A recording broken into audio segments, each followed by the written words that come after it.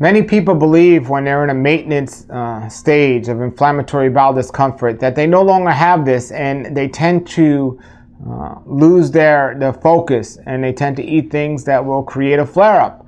And most of the calls I get are from people that are going through a flare-up. They don't know what to do. They went to their doctors. Their doctors have put them on drugs and told them nothing about their diet, said there's no connection with your diet and what you're doing. And people are very lost. And the worst time to learn about what to do is when you are actually in a flare.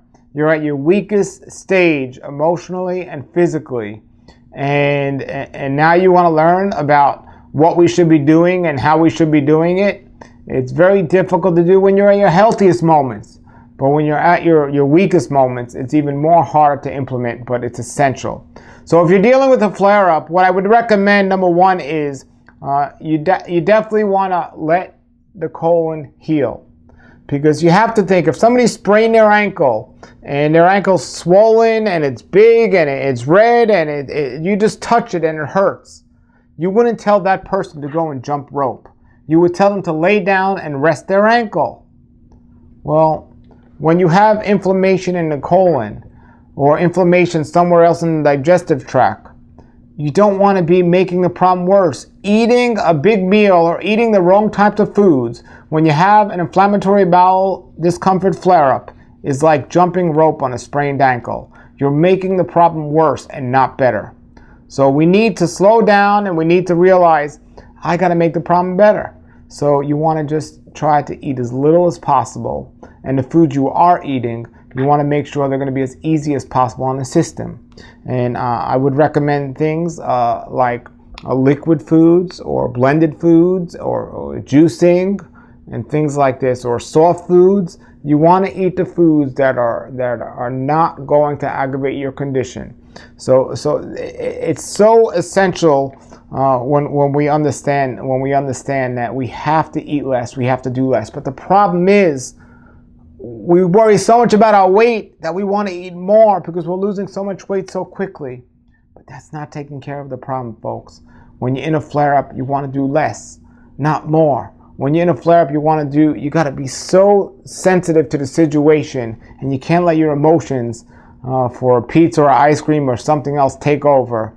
You must avoid the foods that will contribute to making the flare worse. And you can get better without drugs, on a healthy diet and a wise diet for the situation. So when you're in a flare-up, you want to make sure you're paying extreme attention to this. I mean, even when you're healthy, you want to understand that your body can only deal with so much and do so much. But when you're sick, when you're injured, you got to be very, very careful. If you've ever suffered any type of physical injury, you were very careful to let the body heal. Well, just because it's not on the outside of the body and it's not something we can't see, it's still on the inside of the body. And when you're in a flare-up, it means you need to give the time to heal. And the best way to do that is to, without a doubt, avoid the food that you were typically eating, because that, along with stress, most likely led to your flare-up to begin with. So we want to make sure that we're eating the foods that we know are not going to bother us. And that is, again, liquefied foods, blended foods, which is pretty much the same thing, juicing, which is not blending, it's different, and soft foods. So these are the things we want to consume only when we're dealing with a flare-up. Now, there's also supplements to take that'll be different when you're in a flare-up than when you're not in a flare-up. We'll talk about those in the supplement section of these steps to heal an inflammatory bowel discomfort. But for now, we're talking about diet when you're in a flare-up. And we're going to talk about the fasting, the blending, and the soft foods. Okay?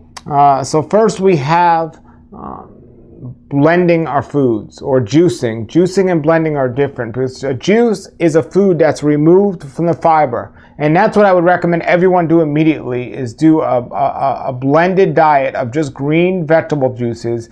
You could put a carrot or an apple to sweeten the green juice up. But you want to buy a juicer, make the juice, and get a strainer, and strain the juice through the strainer. And any of the pulp that's left over, you want to get rid of and just have that juice.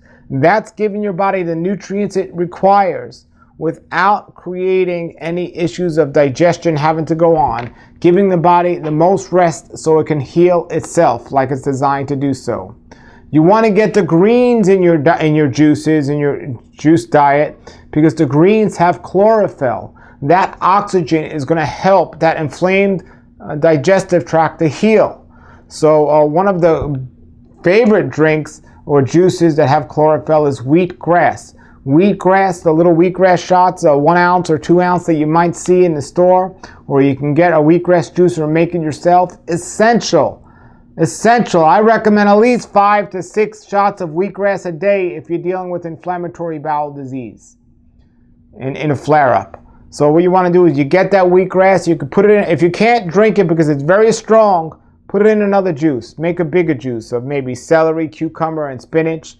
Make that juice and put that in there. Remember, juicing is one of the safest and quickest ways to helping your body heal. Another thing we can look at is blending, which is it's more than just juicing. Because when you juice, you're separating the pulp from the fiber, and the fiber acts as a broom on the colon when your body's working healthy to sweep out all of the waste. But when you're not healthy, that sweeping can create a problem with your colon wall. So we want to try to avoid the fiber. Another thing we don't do when we eat our food enough is we don't chew our food enough. So blending is in essence like chewing your food really, really well. It still has the fiber in there, but it's blended. So we want to make sure that we're blending our food if we're going to eat this, if we need to eat something more than juicing. So a couple of days of juice, and then maybe we can start adding blended foods back into our diet. On the website, there's some ideas of what a blended salad might consist of. Taking a salad in a blender and blending it up. Of course, you want to make it taste good, so there's some ideas how to make it taste good. Again, anytime you consume anything, if it bothers your condition, avoid it. Maybe you're not ready for the blended foods. Maybe you need to stay on juice a little bit longer. That's fine. But the only way to know is to try it. But there's definitely things that we need to avoid when we're in a flare. And we need to avoid, for sure, we need to avoid whole foods. Especially, even though we say raw foods are good for our condition, not if you're in a flare-up, they're not. Raw foods in its whole form, like salad greens of spinach or celery, is very harmful to an inflamed colon. So these are things you might want to avoid, or you definitely want to avoid if you're dealing with a flare-up. So you want to eat these blended foods really soft. Whatever it is you're consuming, you want to have it blended. Folks, blended ice cream is not on the list. Just like the maintenance diet, you want to avoid all dairy and all wheat completely. On the maintenance diet, you could actually have some raw dairy and high quality meats. But when you're not on a maintenance diet, you want to completely avoid that. You want to be on a raw vegan diet. Vegan meaning no animal products. Raw meaning no cooked food. And you want to do it very, very wisely and very cautiously. Now, when we look at soft foods, that's another thing. That's the next stage into getting better. So we want to go as long as we could on juice. And then after the juice, we want to go to the next level, which would be blending. Then we can go to the next level of soft food. Now there's 2 types of soft foods. And this is for a diet during a flare-up I'm talking about. One type of soft food would be raw soft foods like avocados and bananas and things like this. So the next stage in a flare-up diet would be some cooked foods. And that would be something like steamed vegetables or potatoes. So we want to be very careful. We don't want to rush into eating these cooked foods. We want to first have the juices. Then after we do that for a couple of days, we'll start seeing our condition getting a little bit better. Then we could start adding some blending foods. And then after blending foods, we could start adding some cooked foods after a couple of days of that.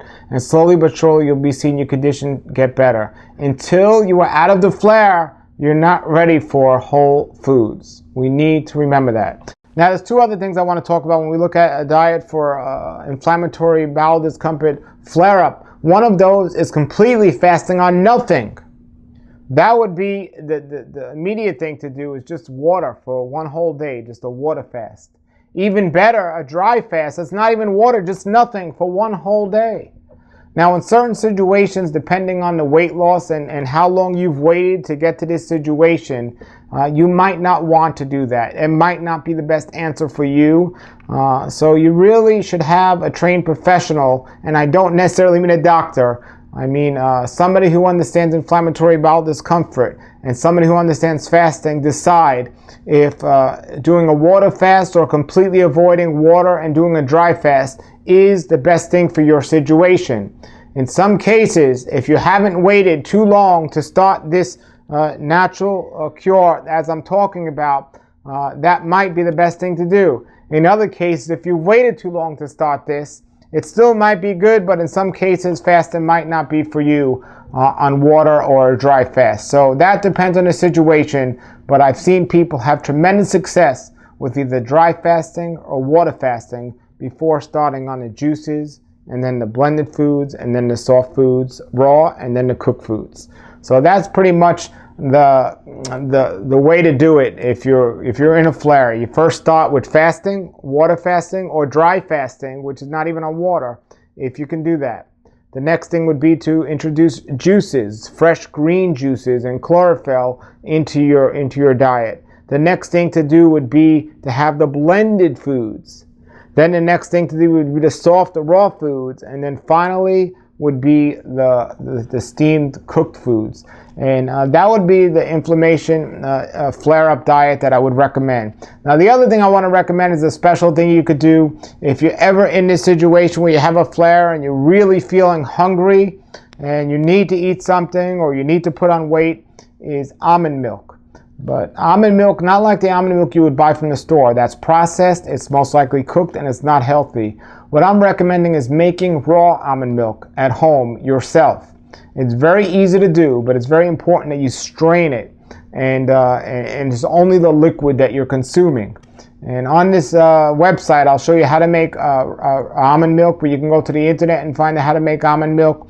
And that almond milk can really help somebody if they need to put on some weight, or if they need the need for food, or if they need to eat something heavier. It's a liquefied food, and it's only the water and the almond juice together, and that's creating the almond milk, and maybe some type of sweetener or flavoring if you want to do that, and that's something I would recommend.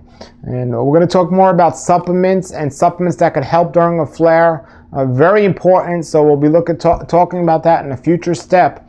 But you want to be very sensitive when you're going through a flare of these things I'm talking about. All right, and if you have any questions or comments, post them below the video. But just know amount of time you're in a flare. I've seen people in a flare for days, and I've seen people in a flare for months. But know that you need, regardless, you need to work towards the recovery and not creating more issues with the problem. Doctors are giving people drugs and are telling them they could eat whatever they want. In my opinion and from my experiences, that's not the answer, and that's not the way to go.